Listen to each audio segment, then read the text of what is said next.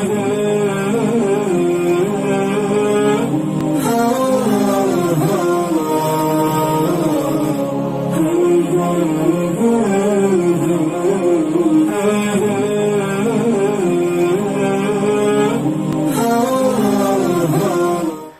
باللہ من الشیطان الرجیم بسم اللہ الرحمن الرحیم الحمد للہ رب العالمین والصلاة والسلام علی اشرف الانبیاء والمرسلین محمد وآلہ الطیبین الطاہرین واصحابہ المنتجبین ولعنۃ اللہ علی اعدائہم اعداء اللہ اجمعین اما بعد قال اللہ تبارک و تعالی فی کتابہ المجید بسم اللہ الرحمن الرحیم ادعونی استجب لکم۔ ناظرین محترم، ہدایت ٹی وی کے ذریعے سے جو پروگرام سلسلہ وار چل رہا تھا نور ہدایت کے موضوع پر، تو انشاءاللہ آج اسی سلسلے میں حاضر خدمت ہوا ہوں۔ تو اس میں آج کا جو موضوع ہوگا نور ہدایت کے ذیل میں استجابت دعا اور دعا کی اہمیت کے حوالے سے انشاءاللہ ہماری گفتگو ہوگی۔ خداوند عالم رب کائنات اپنے لاریب کتاب میں دعا سے متعلق مختلف آیات اور مختلف مقامات پر، بلکہ مختلف دعائیں قرآن مجید میں پروردگار نے ذکر فرمائی ہیں۔ تو آج اسی سلسلے میں دعا کا لفظ اصل اگر دیکھا جائے دعوت سے بلانا، پکارنا، اس کے معنی میں آتا ہے، تو یا کسی چیز کی دعوت دینے کے معنی میں ہے۔ اگرچہ لغوی حوالے سے ہم اس کی طرف نہیں جاتے، لیکن دعا جو عام اصطلاح میں ہے، اگرچہ آپ اس کی وضاحت میں جائیں تو اللہ کی طرف سے جو اللہ کا کلام مخلوق تک آ جائے تو اس کو کلام الہی یا کتاب آسمانی سے تعبیر کرتے ہیں۔ بندوں کی طرف سے جو خدا کی طرف آواز جائے یا کوئی پکار ہو یا کوئی طلب ہو تو اس صورت میں اس کو دعا کہا جاتا ہے، یعنی مخلوق کی طرف سے خالق کی طرف اٹھنے والی آواز، اگرچہ وہ مختلف حوالوں سے ہیں، تو اس آواز کو، ان الفاظ کو، اس طلب کو دعا کہا جاتا ہے۔ تو دعا کی اہمیت کے حوالے سے مختلف جو آیات ہیں، اس میں پروردگار کی طرف سے خود ہے کچھ بھی نہ ہو، انسان کو اللہ سے کچھ بھی طلب نہ کرنا ہو، اللہ تعالیٰ سے کوئی چیز کی شکایت یا کوئی کسی بلا کے ٹلنے کے لیے نہ بھی ہو، دعا خود اللہ کی بارگاہ میں پکارنا اپنی جگہ عبادت ہے، بلکہ عبادت کی مغز قرار دیا ہے۔ الدعاء مخ العبادہ، یعنی دعا عبادت کے مغز ہے۔ جو کچھ بھی نہ مانگے، کچھ بھی طلب نہ کر لے، کوئی چیز، کسی چیز کی ضرورت انسان کو نہ ہو، لیکن خالق کو یاد کرنا ہی ایک بندے کی بہترین حالت اور بہترین عبادت ہے۔ تو آج میں ان تمام کی طرف نہیں جاؤں گا، صرف دعا کے استجابت میں جو رکاوٹیں آ رہی ہیں ان میں سے کیا کیا دعا کی استجابت میں خدا کی بارگاہ میں انسان کی اٹھنے والی آواز کو یا انسان کی طلب کو یا انسان کی عبادت کے لیے جو رکاوٹ بنتی ہے وہ کون کون سی چیزیں ہیں، آج اس موضوع پہ تھوڑی سی میں گفتگو کروں گا۔ یعنی جیسے دعائے کمیل میں مولا امیر المومنین علیہ السلام انسان کے لیے مختلف اعمال کے حوالے سے گناہوں کو سبب قرار دیا ہے، تو ان میں سے ایک سلسلہ یہ ہیں، پروردگارہ میرے ان گناہوں کو معاف کر دیں جو استجابت دعا کی راہ میں رکاوٹ بن جاتے ہیں۔ تو آج کون کون سے میں آپ کو اس کی طرف مختصر اشارہ کروں گا۔ جیسے دعائے کمیل میں ہم شب جمعہ کو پڑھتے ہیں، اللہم اغفر لی الذنوب التی تحبس الدعاء، اے میرے رب میرے ان گناہوں کو معاف کر دیں جو میری دعائیں تیری بارگاہ تک پہنچنے میں رکاوٹ بن جاتی ہیں۔ تو آج خلاصتاً چند چیزیں ہیں جو استجابت دعا کی راہ میں خالق اور مخلوق کے درمیان میں حائل ہو جاتی ہیں یا رکاوٹ بن جاتی ہیں، وہ کون کون سے ہیں، میں اس کی طرح اشارہ کروں گا۔ تو سب سے پہلے انسان جب خدا سے دعا کر لیتا ہے تو دعا آگے نہیں جاتے۔ جیسے آپ آج کل کے دور میں کوئی مسئلہ نہیں ہے اس کے سمجھنے میں، جیسے اگر آپ کسی میڈیا پہ، سوشل میڈیا پہ یا کوئی کسی موبائل سے مثلا سلسلے کے حوالے، سب سے پہلے ہم یہ دیکھتے ہیں کہ اس میں کوئی جو سگنل کا پرابلم تو نہیں ہے، بیچ میں کوئی رکاوٹ تو نہیں ہے۔ تو ظاہر سی بات ہے اوپر جانے کے لیے انسان جب موبائل سے کسی سے بات کرتے ہیں تو اس میں بھی کئی رکاوٹیں آتی ہیں۔ سب سے پہلے وہ سیٹ صحیح ہونا چاہیے، اس کے بعد اس کی چارجنگ ہونی چاہیے سیٹ کے اندر، اس کے بعد اس کے اندر جو فنکشن ہوتا ہے، جو اس کے سافٹ ویئر ہوتا ہے وہ صحیح ہونا چاہیے، اور ہارڈ ویئر کے بعد اس کی سافٹ ویئر صحیح ہو، پھر اس کی جو فنکشن ہے وہ سارے فنکشنل ہو، پھر آگے بات ہو، پھر دوسرے نمبر پر بھی اگر آپ دیں وہ بھی آمادہ ہو، اس کی رضا بھی ہو، وہ بھی ہمارے سننے کے لیے تیار ہو، یا ایسی جگہ پر ہو جہاں وہ سن سکے اور بولنے والا بول سکے، اور بولنے کے اگر اس کے پاس نہیں ہے، زبان نہیں ہے، تو کیا آگے بولے گا۔ تو یہ مختلف چیزیں، اسی طرح سیم وہی حالت ہمارے خدا کے درمیان۔ اللہ تو ہر جگہ موجود ہے، لیکن رکاوٹیں سارے ہماری طرف سے ہوتی ہیں۔ کبھی ہم خدا کو ناراض کر بیٹھے ہوتے ہیں، یا ہمارے الفاظ ایسے نہیں ہوتے، یا ہم اس پوزیشن میں نہیں ہوتے ہیں کہ اس خالق سے بات کر لیں، تو بیچ میں ہماری رکاوٹیں آ جاتی۔ تو ان میں سب سے پہلی رکاوٹ اگر ہم دیکھیں تو معصوم کی روایت کی روشنی میں لقمہ حرام جو ہے، انسان کے اگر منہ کے اندر، پیٹ کے اندر لقمہ حرام ہو تو اس کی دعائیں بارگاہ خداوندی میں نہیں جاتی۔ جیسے روایت کے اندر ہے، من اکل لقمۃ الحرام لن تقبل له صلاته 40 لیلہ۔ جو شخص ایک نوالا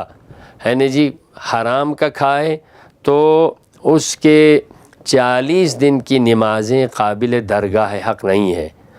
اور اسی طرح ولم یستجب له دعوتہ، اور اس کی دعائیں بھی بارگاہ الہی میں قابل قبول نہیں ہیں۔ لقمہ حرام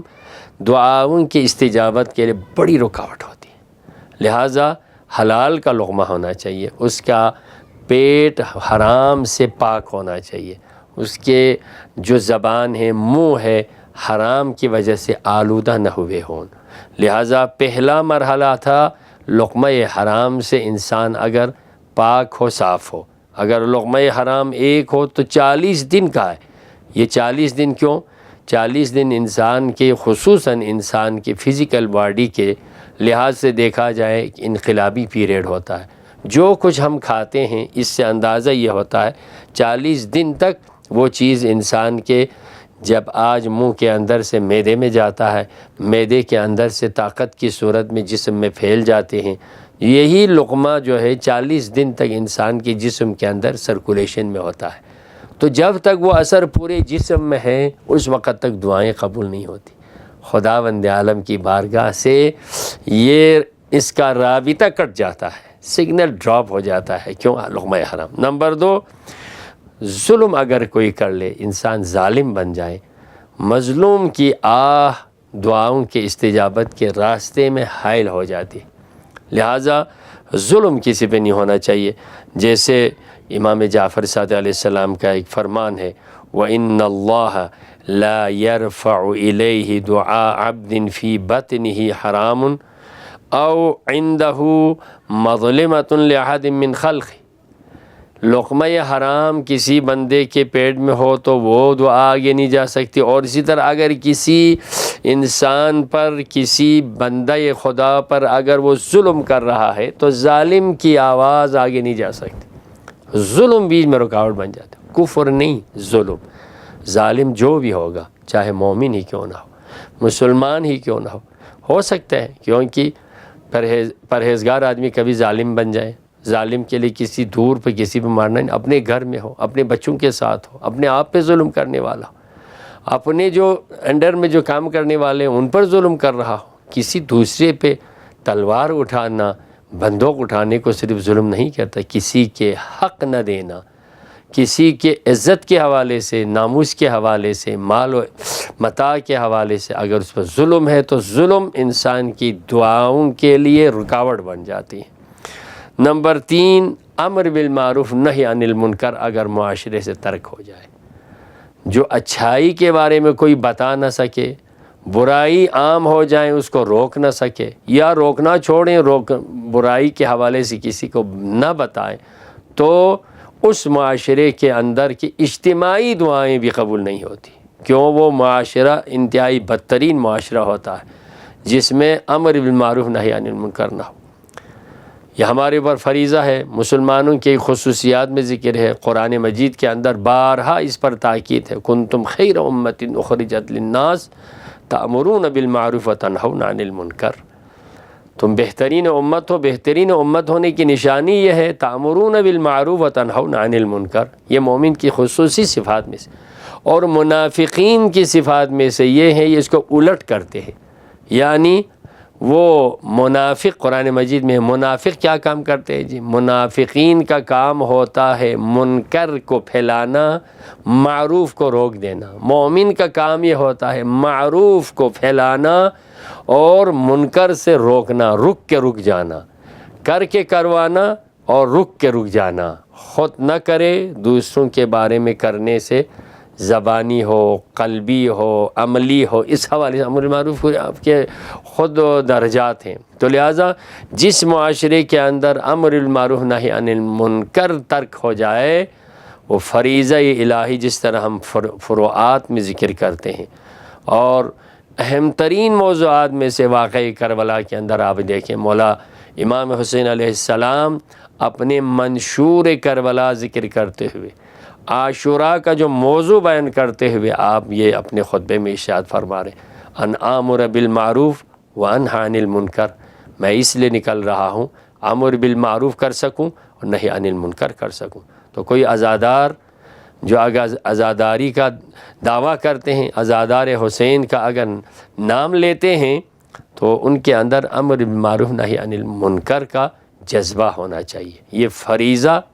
بجا لانا چاہیے۔ اس کے بارے میں حضرت علی علیہ السلام اپنے بیٹے امام حسن اور امام حسین علیہ السلام سے جو نہج البلاغہ کے اندر خصوصی ایک وصیت نامہ ہے، تو اس وصیت نامے کے اندر مولا کا بھی ارشاد ہے، لا تترکوا الامر بالمعروف والنہی عن المنکر، امر بالمعروف نہی عن المنکر کو ترک نہ کرنا۔ بیٹے یہ اس وصیت نامے میں یہ ہیں، اوصیکما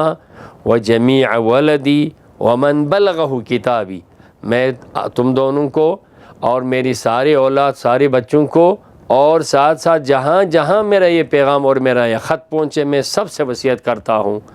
کہ کیا کریں۔ ان میں ایک سلسلے میں یہ ہیں، اللہ لا تترکوا الامر بالمعروف والنہی عن المنکر، یہ ترک نہ کرنا۔ ترک کریں تو کیا ہو جائے گا، اس کے آگے مولا رزلٹ بھی بیان فرما رہے ہیں، فیولی علیکم شرارکم، سب سے پہلا تو یہ ہیں،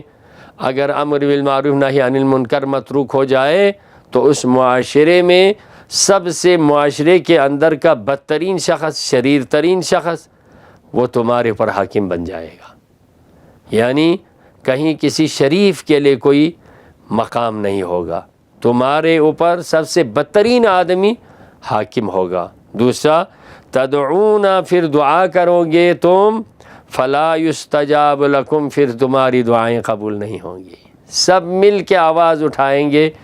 اس وقت دعائیں قبول نہیں ہوں گی۔ امر بالمعروف نہی عن المنکر، آج پوری دنیا میں اگر آپ دیکھیں، امت مسلمہ میں اگر یہی دیکھیں تو امر بالمعروف نہی عن المنکر نہیں، ظالم کو ظالم نہیں کہہ سکتے ہیں، بڑے جو ستمگروں کے ڈر سے مظلوم کی حمایت نہیں کر پاتے، کیوں؟ اس لیے ڈرتے ہیں، اور یہ فریضہ الہی ترک ہو گئے، جس کی وجہ سے اسلامی دنیا میں اگر دیکھیں تو بہت ساری جگہوں پر ظالم حکمران ہیں، مظلوم کا پوچھنے والا کوئی نہیں ہے، مظلوم کی حمایت میں بولنے والا کوئی نہیں ہوتا، کیوں؟ اس لیے جب آپ ایسا کریں گے تو بیچارے جو مظلوم ہوتے ہیں ان کی داد رسی کرنے والا کوئی نہیں ہے، اکثر جو ظالم بن جاتے ہیں، امر بالمعروف نہی عن المنکر کا فریضہ متروک ہو جاتا ہے، تو ظاہر سی بات ہے جو غریب لوگ ہیں ان کی دعائیں بھی مستجاب نہیں ہوتی، کیوں؟ سب مل کر اسی معاشرے کے حصے ہوتے ہیں، تو عزیزان محترم بہت ساری وجوہات ہیں، آج آپ کو 3 وجہ میں نے بتائیں کہ انسان اللہ کی بارگاہ میں دعائیں تو کرتے ہیں، لیکن ان چیزوں سے انسان کو خیال رکھ کر دعا کرنی چاہیے کہ سب سے پہلا لقمہ حرام تو نہیں ہے۔ انسان کے لیے لقمہ حرام کا اثر پورے جسم میں ہے، اور اس کا اثر ہے جب تک توبہ نہ کر لے اور قیامت تک کے لیے اس کے اثرات ہیں۔ سب سے اہم ترین جو انسان کی ضرورت ہوتی ہے، دعا بارگاہ خداوندی میں نہیں جاتے۔ نمبر 2، اگر کسی پر ظلم کر رہا ہو تو ظالم نہ بنے۔ اسی لیے مولا علی علیہ السلام کو ایک ارشاد بھی ہے، کفر سے نظام چل سکتا ہے لیکن ظلم سے نہیں، ظالم نہ بنے۔ نمبر 3، امر بالمعروف نہی عن المنکر کا جو فریضہ ہے معاشرے کے اندر ہر ایک کو اپنا رول پلے کرنا چاہیے، بڑے کو بڑے کے حساب سے، چھوٹے کو چھوٹے کے حساب سے، اپنے گھر سے، اپنے آپ سے، اپنے رشتہ داروں سے اور اپنے جو حلقہ اثر سے ہمیں ان چیزوں کا، جہاں جہاں انسان کی رسائی ہوتی، جہاں جہاں انسان کے پیغامات کا کوئی اثر لیتے، تو ہم سب کی ذمہ داری ہے۔ عام طور پہ یہ کہ تو علماء کرام نہیں بتاتے، یہ علماء کرام کی صرف ذمہ داری نہیں ہے، بلکہ بہت سارے ایسے لوگ ہوتے ہیں جو ایک عالم دین سے بہتر انداز میں اپنی سوسائٹی میں پیغام حق پہ پہنچا سکتے۔ ایک پڑھا لکھا جوان اگر یونیورسٹی کے اندر ہو، کالجز کے اندر ہو اور سوشل میڈیا کے اندر اگر بہترین پیغام کو پہنچا سکے، آج ذرائع بہت ہیں۔ یہی الحمدللہ آج یہ ہدایت ٹی وی اگر آپ دیکھیں، مختلف چینل پر دیکھیں، کیا کیا فریضے انجام دے رہے ہیں، اس سے لاکھوں مستفید ہوتے ہیں۔ تو یہ ایک فریضہ یہ الہی ہے، زمانے کو اپنے انداز میں لے کر چلانے کی ضرورت ہے۔ تو آج اگر کر لیں پیغام حق، انسانیت کے کانوں تک پہنچنے میں کوئی دیر نہیں لگتی، لیکن یہ ہے کہ ہمیں اس ذمہ داری کا احساس ہو، جیسے فرات میں ذکر ہے امر بالمعروف نہی عن المنکر۔ تو انشاءاللہ اگر ان چیزوں کو خیال رکھیں گے تو خداوند عالم کی ذات نے وعدہ کیا ہے، ادعونی استجب لکم، تو مجھے پکارو میں تمہیں سنوں گا۔ تو کیا وہ خدا جس نے وہ کبھی کہ اپنے وعدے کا خلاف نہیں کرتا، لیکن مخالفت ہماری طرف سے ہوتی ہے، اس کا وعدہ یہ ہے میں دعائیں ضرور کروں گا۔ پیغمبر اکرم صلی اللہ علیہ وسلم قرآن مجید میں انشاءاللہ کسی اور موقع پہ ذکر کروں گا، قرآن مجید کی ایک آیت دعا کے حوالے سے اگر آپ اسی میں دیکھیں تو اس میں تقریباً 9 ضمیریں اللہ نے اپنی طرف قرار دیے ہیں، میں سنوں گا، ادعونی استجب لکم، یہاں پر بھی 2 ہے، تم مجھے پکارو، مجھ سے مانگو، مجھے بلاؤ، استجب لکم، میں تمہارے سنوں گا، میں تمہارے قبول کروں گا۔ کیا وہ خدا وعدے کا پکا نہیں ہے؟ وہ ضرور سنے گا، تو اس کی کچھ شرائط ہوتی ہیں، ان کو پورا کرنے کی ضرورت ہے۔ تو انشاءاللہ آج ہم دعا کرتے ہیں، پروردگارا بحق محمد و آل محمد، ہمیں بارگاہ الہی میں صرف اپنی ضرورتوں کے لیے نہیں، اپنی حاجتوں کے لیے نہیں، اپنی مشکلات میں صرف نہیں، بلکہ پروردگار عالم کو لائق دعا و لائق عبادت سمجھ کے کر لیں، تو یہ ہمارے لیے بہت بڑی عبادت ہے، جسے مولا علی علیہ السلام نے عبادت کے موقع پر ذکر فرمایا، خالق میں تجھے جو تمہاری جنت کی لالچ ہو یا جہنم کا ہو، نہیں، میں تجھے لائق عبادت۔ تو یہاں پر بھی اپنی مشکلات کی دوری کے لیے یا اپنے مطلب کو حاصل کرنے کے لیے یا کوئی چیز لینے کے لیے دعا صرف نہیں ہے، آپ صرف اللہ کو پکاریں، بس آگے خدا جانے اور آپ کا کام جانے۔ یہ دعاؤں میں بھی ہے، دعائے کمیل کے آخر میں بھی ہے، پروردگار میں تجھ سے مانگتا ہوں تو ہمارے ساتھ وہ کر جو تیری شان ہے، ہمارے ساتھ وہ نہ کر جو ہم مستحق ہیں۔ ہمارے استحقاق کو دیکھیں، شان کسی چیز کے مستحق نہ ہو، لیکن تیری شان یہ ہے، تو ہر ایک پہ نظر رکھتا ہے۔ تو میں دعا کرتا ہوں پروردگارا عالم اسلام کے جتنے بھی مسائل ہیں، تمام مسائل کو آسان بنا دے یا اللہ، ملت مسلمہ کو ظالمین کے استکبار جہانی کے شر سے پروردگارا محفوظ رکھ یا اللہ، مجاہدین اسلام جو جہاں جہاں ظالموں سے برسر پیکار ہے، پروردگارا فتح و ظفر عنایت کر یا اللہ۔ اور ہم پاکستان میں ہیں تو ظاہر سی بات ہے وطن عزیز مشکلات میں ہیں، پروردگارا وطن عزیز کو استحکام عنایت کر یا اللہ، ہم سب کی عاقبت بخیر ہو یا اللہ،